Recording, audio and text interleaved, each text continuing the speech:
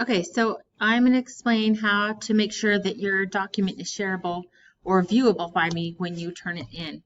So when you turn it into Canvas, you submit this document. I can't see it unless you have unlocked this or have changed the share status. So I want you to, before you turn it in, I want you to click on this, share, and I want you to go down here to change, and I want you to say, I want anybody with this link can, right? So you don't want to restrict it to ASU like this or restrict it to anyone with this link.